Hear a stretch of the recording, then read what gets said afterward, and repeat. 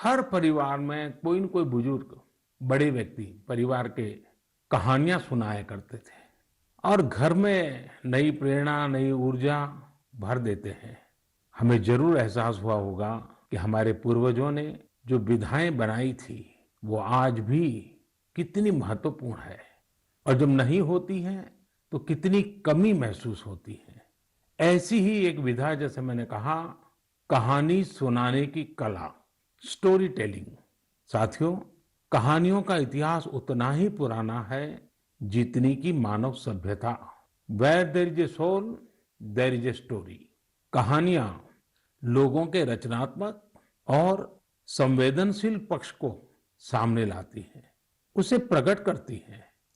कहानी की ताकत को महसूस करना हो तो जब कोई माँ अपने छोटे बच्चों को सुलाने के लिए या फिर उसे खाना खिलाने के लिए कहानी सुना रही होती है, तब देखें।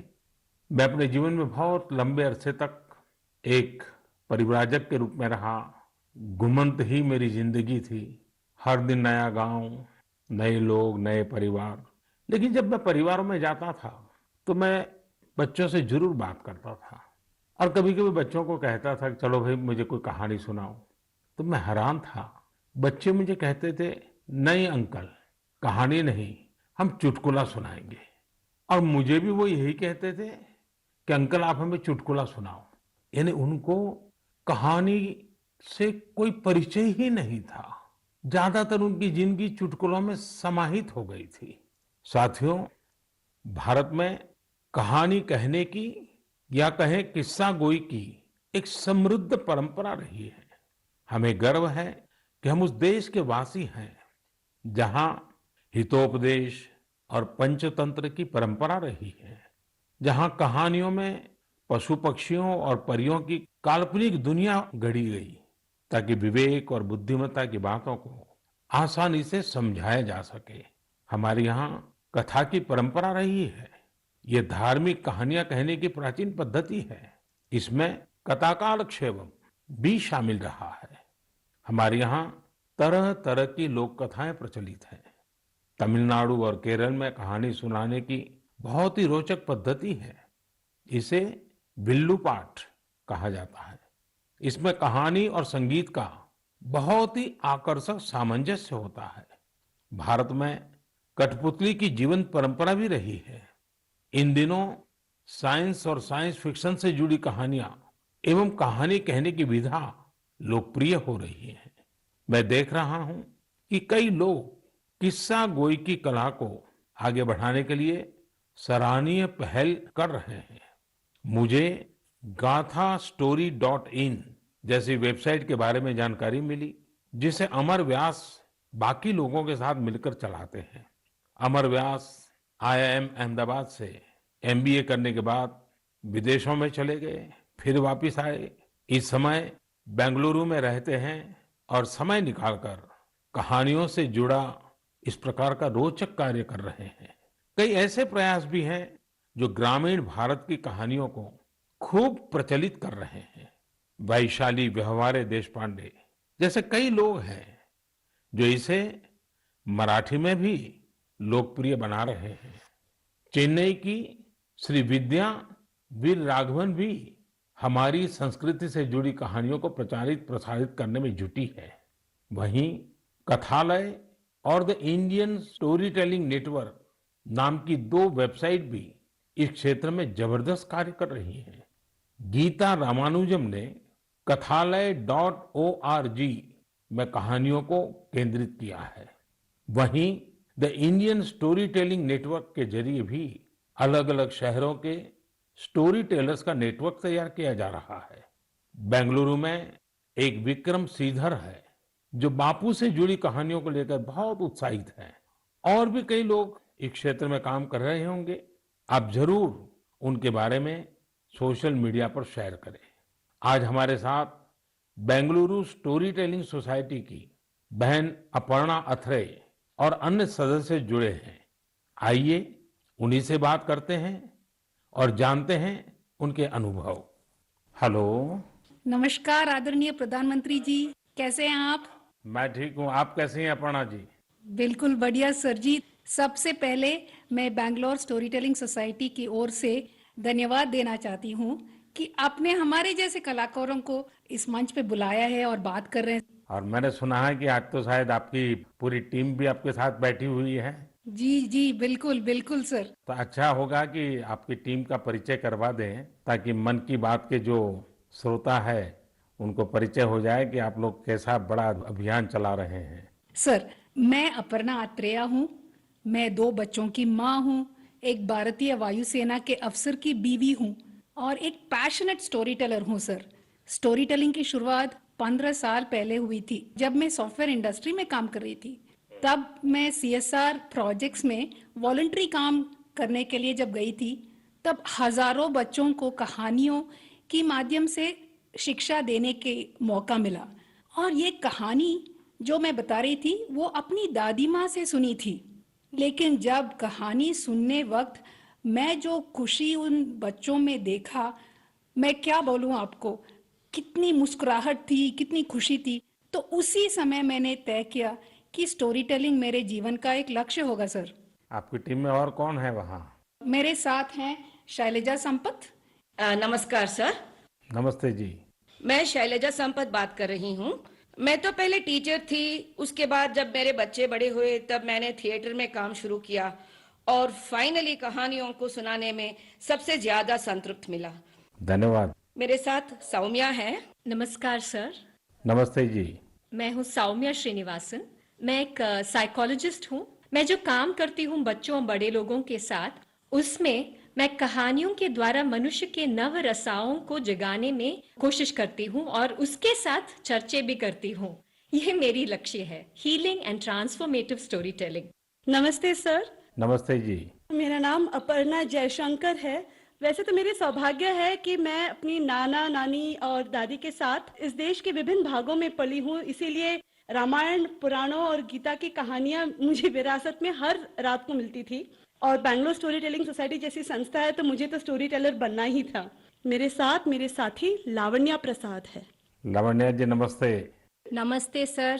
I'm an electrical engineer turned professional storyteller. Sir, I grew up listening to stories from my grandfather. I work with senior citizens in my special project called Roots, where I help them document their life stories for their families. Lavanya जी आपको बहुत बधाई। और जैसा आपने कहा, मैंने भी एक बार मन की बात में सबको कहा था कि आप परिवार में अपने दादा दादी नाना नानी है तो उनसे उनके बचपन की कहानियां पूछिए और उसको टैप कर लीजिए, रिकॉर्ड कर लीजिए, बहुत काम आएगा, ये मैंने कहा था। लेकिन मुझे अच्छा लगा कि एक तो आप सबने जो परिचय दिया अपना, उसमें भी आपकी कला, आपकी कम्युनिकेशन स्किल और बहुत ही कम शब्दों में बहुत ही बढ़िया ढंग से आपने अपना परिचय करवाया, इसलिए भी मैं आपको बधाई देता हूँ। Thank you, sir. Thank you. अब जो हमारे श्रोता लोग हैं मन की बात के, उनका भी मन करता होगा कहानी सुनने का। क्या मैं आपको रिक्वेस्ट कर सकता हूँ, एक तो कहानी सुनाएं आप लोग? जी बिल्कुल, ये तो हमारा सौभाग्य है जी। चलिए चलिए सुनते हैं कहानी एक राजा की। राजा का नाम था कृष्णदेवराय और राज्य का नाम था विजयनगर। अब राजा हमारे थे तो बड़े गुणवान, अगर उनमें कोई खोट बतानी ही था तो वो था उनका अधिक प्रेम अपने मंत्री तेनालीरामा की ओर और दूसरा भोजन की ओर। राजा जी हर दिन दोपहर के भोजन के लिए बड़े आस से बैठते थे कि आज कुछ अच्छा बना होगा, और हर दिन उनके बावर्ची उन्हें वही बेजान सब्जियां खिलाते थे। तुरई, लौकी, कद्दू, टिंडा। उफ। ऐसे ही एक दिन राजा ने खाते खाते गुस्से में थाली फेंक दिया और अपने बावर्ची को आदेश दिया, या तो कल कोई दूसरा स्वादिष्ट सब्जी बनाना या फिर कल मैं तुम्हें सूली पे चढ़ा दूंगा। बावर्ची बेचारा डर गया। अब नई सब्जी के लिए वो कहाँ जाए। बावर्ची भागा भागा चला सीधे तेनालीरामा के पास और उसे पूरी कहानी सुनाई। सुनकर तेनालीरामा ने बावर्ची को उपाय दिया। अगले दिन राजा दोपहर के भोजन के लिए आए और बावर्ची को आवाज दिए, आज कुछ नया स्वादिष्ट बना है या मैं सूली तैयार कर दूं? डरे हुए बावर्ची ने झटपट से थाली सजाया और राजा के लिए गर्मा गर्म खाना परोसा। थाली में नई सब्जी थी। राजा उत्साहित हुए और थोड़ी सी सब्जी चखे। वाह क्या सब्जी थी! ना तुरई की तरह फीकी थी, ना कद्दू की तरह मीठी थी। बावर्ची ने जो भी मसाला भून के कूट के डाला था, सब अच्छी तरह से चढ़ी थी।